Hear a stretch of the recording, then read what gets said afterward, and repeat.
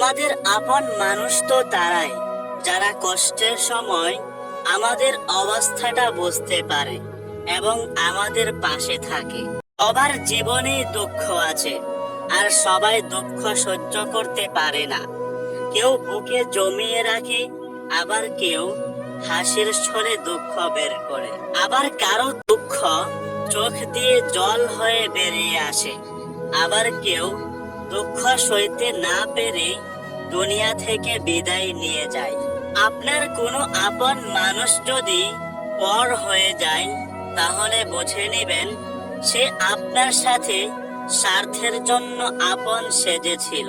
যে ভালোবাসতে জানে সে হাজারো দুঃখ কষ্টের মাঝেও ভালোবাসবে।